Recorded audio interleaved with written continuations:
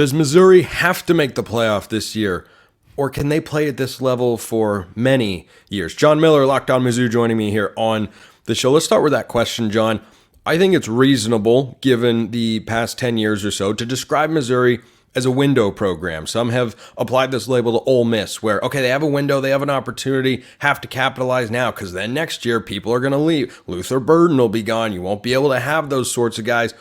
Do you think this is a window program, or is there going to be an annual playoff expectation the way there is this year for Missouri every year as long as Eli Drinkowitz is in charge? Well, I think considering how much Missouri is probably losing offensively, Brady Cook, Luther Burden after this season, I think it's fair to say, hey, maybe 2025. It's fair to say, well, Missouri's not going to absolutely expect to contend again for a playoff spot.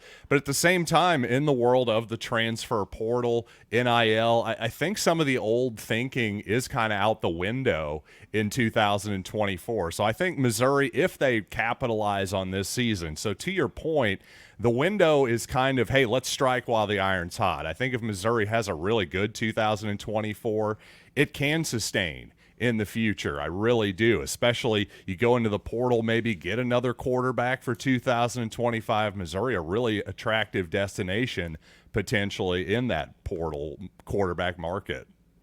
So when you look at Missouri's roster and the way they have recruited, they've landed some notable recruits over the last couple of cycles. Williams Nwaneri, for example, comes to mind, a guy that was highly recruited by all the big-time heavy-hitting programs, and then he lands on Missouri. Is that indicative of where you feel like Eli Drinkowitz can take this program? Because you look at the SEC now with Texas and Oklahoma, one of whom is on their schedule this year. That, of course, is Oklahoma. We'll get to their schedule in a moment. But do you think that talent acquisition is going to be sustainable, not just from the portal, but from the high school ranks as well?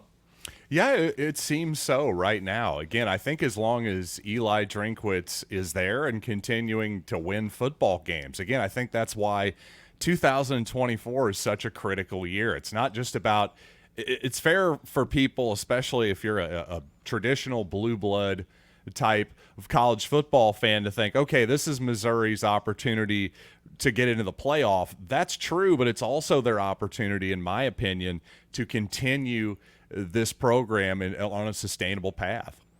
So when you look at this Missouri schedule, look, I'm not trying to throw shade at the Tigers here, but Sure. Gosh, by SEC standards, this is an easy schedule. It is just not every single game is easy, but one of the reasons we're talking about Missouri's playoff window and the playoff capabilities that they have is because this is an 11-win Cotton Bowl champion program from a season ago that knocked off Ohio State to end the year. So they've proven they can play with some pretty big teams. Now, you can say what you want about Ohio State's quarterback situation in that game.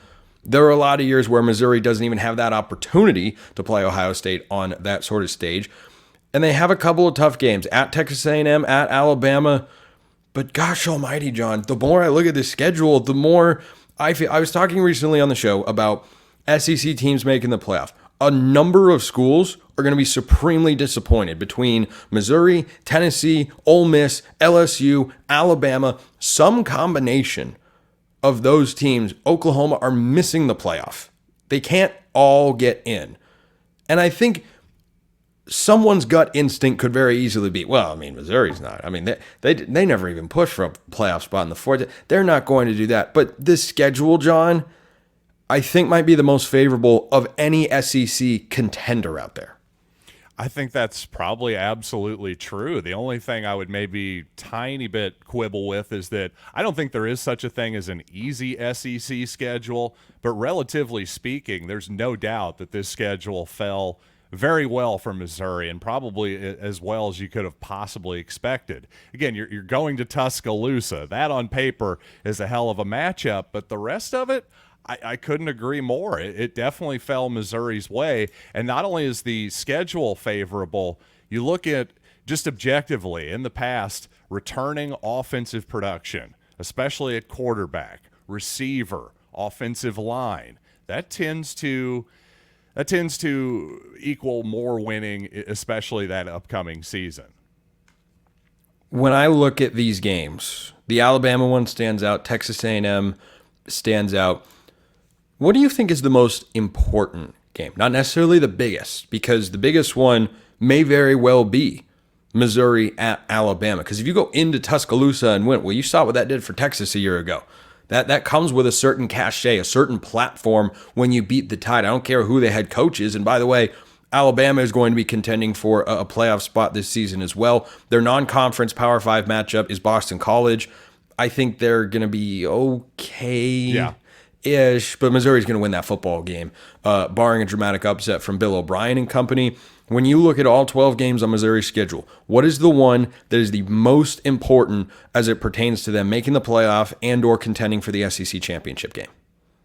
Well, first of all, just on that Tuscaloosa game a little bit, if Missouri, just to set the table, if Missouri wins it, my goodness, especially if they're undefeated going into that ball game. Which is very possible. Very possible. If they win that ball game, that's as big a win as there's been in the history of the program, quite possibly. I mean, certainly in the last 20, 25 years, I'd really have to think about that hard. The point is, it's even tough for me to put into context how big of a win that would be. On the other hand, Missouri loses it, you kind of just go, all right, that's kind of a game that every single person in the country put down as an L before the season anyway. Let's be honest. So to me, the most important game on the schedule is against the Oklahoma Sooners, not only because that's a good swing game, pretty good traditional rivalry. It's not Oklahoma and Texas. It's not Missouri and Kansas. But, it's a pretty doggone good traditional rivalry at the same time. And in recent years here, it started off when Missouri flipped Luther Burden, who was originally an Oklahoma commit. Now there's been a lot more flipping, a lot more competition. Missouri took offensive lineman Caden Green from Oklahoma out of the portal. You mentioned Williams-Winery. Some people think he was the top player in the entire country. A lot of Oklahoma reporters were staking their reputation on Winery coming to Oklahoma. That did not happen. He's a Missouri Tiger for this upcoming season. So all of that off the field stuff, the recruiting part too, is really interesting too. So to me, all of those factors make the Sooners game. If I was going to pick any game on the schedule I'd like to win, especially in Columbia, I think that would be it.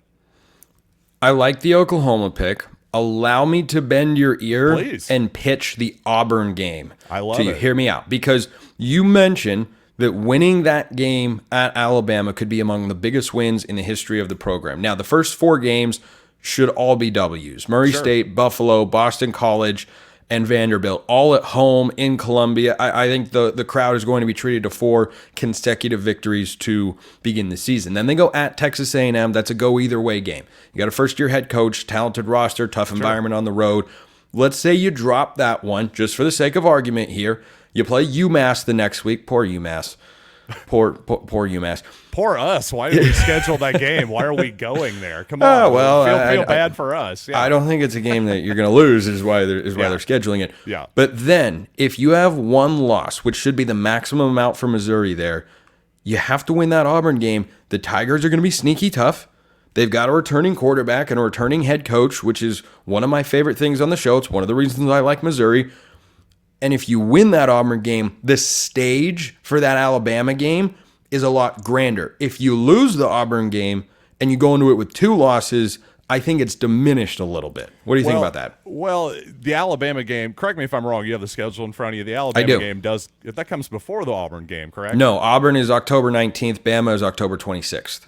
Okay. All right. Well, in that case, then that's a good point because Missouri does. I'll say this, regardless of what I was thinking there incorrectly, the Tigers have to win 10 games, in my opinion, if they're going to make the college football playoff. And I think that's a entirely reasonable goal for this team right now. Make the 12-team playoff.